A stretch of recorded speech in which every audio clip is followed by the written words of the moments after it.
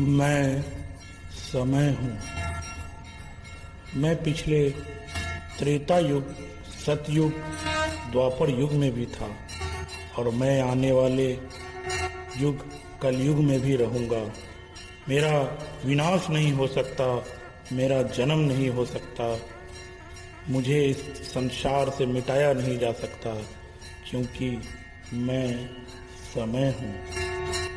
आइए, श्री कृष्ण अपने देहावसान करके अपने लोक को चले गए हैं, विष्णु लोक को चले गए हैं। द्वारका नगरी समुद्र में डूब गई है और ये वो समय है जब राजा युधिष्ठिर राजा परीक्षित को अपना पृथ्वी का राज छोड़ करके पांडव भाइयों सहित स्वर्ग लोक को गमन कर चुके हैं और पृथ्वी पर राजा परीक्षित का राज है। आइए उस समय में वापस चलते हैं, क्योंकि मैं समय हूँ।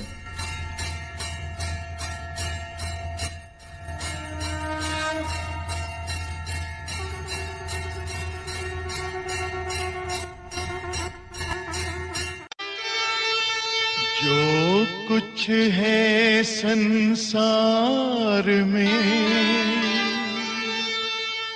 जो कुछ है संसार, इसी कथा में कह दिया वेद व्यास ने सार।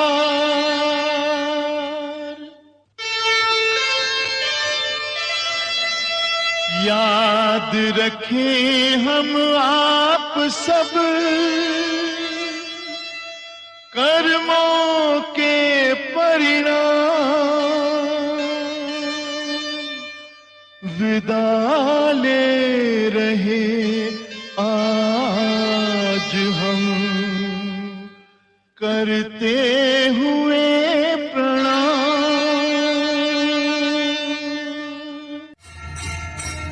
आइए, अब समय आ गया है कि पुराने युग द्वापर युग को विदा देकर हाथ जोड़कर नए युग कलयुग का स्वागत करते हैं। सीख हम बीते युगों से नए युग का करें स्वागत, करें स्वागत, करें स्वागत, करें स्वागत।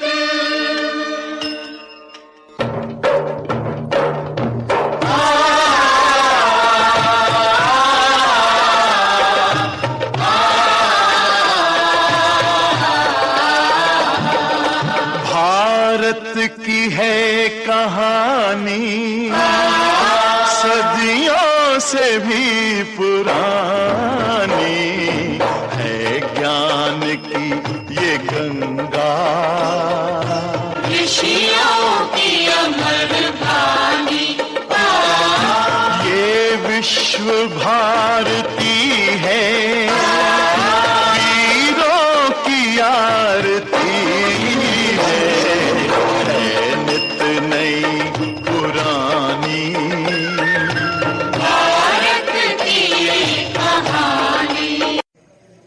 आज बहुत दिनों के बाद अपनी प्रजा का हाल चाल जानने निकला हूँ। देखता हूँ प्रजा का क्या हाल है।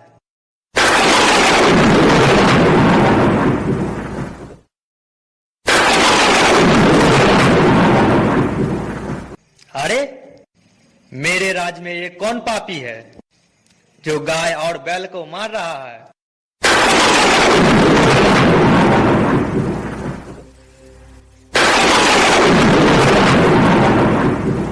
तुम कौन हो? मेरे राज में किसकी आज्ञा से आए हो? मैं कलयुग हूँ और काल की आज्ञा से इस धरती पर अवतरित हुआ हूँ। अब मैं आपके राज्य में प्रवेश करने वाला हूँ। तुम्हारी ये हिम्मत, तुम्हारी ये दृष्टा, तुम्हारा ये साहस कि तुम पांडुवंशी राजा परिचित के होते हुए इस धरती पे उतरना चाहते हो, सृष्टि से धर्म का नाश करना चाहते हो। इससे पहले मैं तुम्हारा नाश कर दूंगा। राजन, इस प्रकृति के नियम अटल है। काल की गति किसी के बाणों से रुके नहीं रुक सकती। राजन, मैं आपके शरण में आया हूं और शरण में आए हुए आगंतुक को शरण देना आपका धर्म है। इसीलिए मुझे वो स्थान बताएं जहां मैं रह सकूं। लेकिन मैं तुम्हें स्थान क्यों दूं? पहले तो अपना पूरा परिचय दो। राजन, मैं वो हूं जिसके आने के बाद पूरे सृष्टि में धर्म का नाश हो जाएगा, सत्य दुर्लभ हो जाएगा, सत्य दुर्बल हो जाएगा, चारों ओर अशांति, कलह, भय का माहौल हो जाएगा। इतनी बुराइयों के बाद भी तुम्हें लगता है मैं तुम्हें स्थान दूंगा? इतनी बुराई के बाद भी एक ऐसी अच्छाई है जो आप मुझे स्थान देने को विवश हो जाएंगे। ओ क्या? कलयुग केवल नाम आधारा, सोच सोच नर उतरे पारा। कलयुग में केवल भगवान का नाम लेने से लोगों का कल्याण हो जाएगा। अगर ऐसा है तो मैं तुम्हें 4 स्थान पर रहने का अनुमति देता हूँ। पहला, जहाँ जुआ खेला जाता हो। दूसरा, जहाँ मदरा पान किया जाता हो। तीसरा, जहाँ पर स्त्री पर नजर रखा जाता हो। और चौथा, जहाँ पे हिंसा होता हो। ये चारों स्थान सीमित है राजन, मुझे कोई और भी स्थान प्रदान करें। चलो, क्योंकि धन में रजोगुण का वास है, इसीलिए तुम सोने में भी रह सकते हो। राजा परीक्षित शायद ये भूल गए कि राजन ने स्वयं सोने का मुकुट पहन रखा है।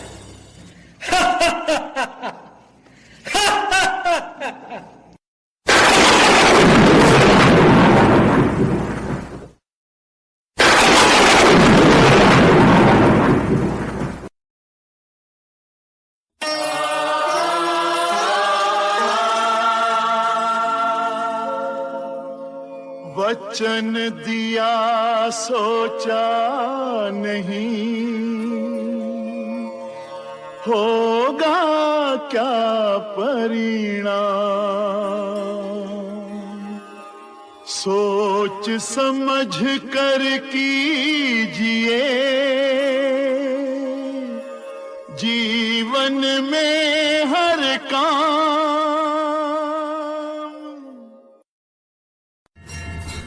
मैं समय हूँ। कलयुग अपना प्रभाव राजा परीक्षित के ऊपर दिखाने लगा है। राजा परीक्षित जैसे पराक्रमी और दयालु राजा आज शिकार के लिए निकले हैं और शिकार करते करते उन्हें प्यास लगी है और पानी की तलाश में भटकते भटकते वो समीक ऋषि के आश्रम में पहुंच गए हैं। आइए उस समय में वापस चलते हैं, क्योंकि मैं समय हूँ।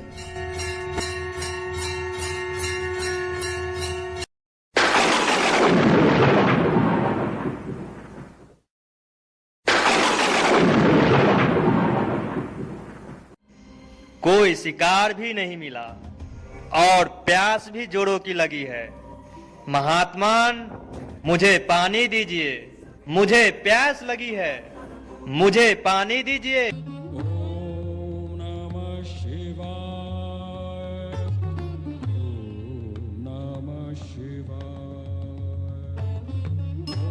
अरे कोई सुन रहा है? मुझे पानी चाहिए। नमः शिवाय, ओम नमः शिवाय, ओम नमः शिवाय, ओम नमः शिवाय। लगता है ये कोई ढोंगी मुनि है, तप का ढोंग कर रहा है। इसको सजा मिलनी चाहिए। ये राजा परीक्षित का अपमान कर रहा है।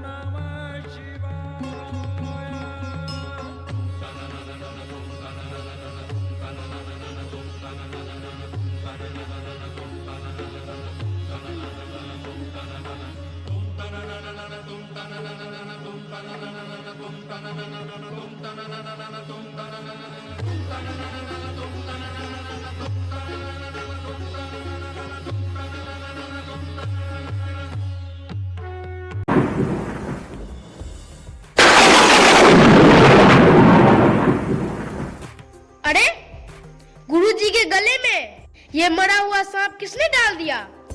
लगता है राजा परीक्षित आया था, उसी ने ये काम किया होगा। चलो ये बात गुरु भाई को बताते हैं। हाँ चलो। राजा परीक्षित ने जब समीक ऋषि के गले में सांप डाल दिया तो ऋषि शिष्य उसे देख करके भागते भागते ऋषि पुत्र श्रृंगी के पास पहुंचते हैं। गुरु भाई, राजा परीक्षित ने आपके पिताजी को तप करने के समय में मरे हुए सांप को गले में डाल दिया है। हाँ गुरु भाई, उसने आपके पिताजी को बहुत अपमानित किया है। राजा परीक्षित की ये हिम्मत कि मेरे पिताजी का इस तरह अपमान करे। मैं राजा परीक्षित को श्राप देता हूँ कि जिस सांप को मेरे पिताजी के गले में डाला है, आज से ठीक 7 दिन के बाद छकनाक के काटने से उसकी मौत हो जाएगी। ये मेरा श्राप है जिसे कोई भी नहीं टाल सकता।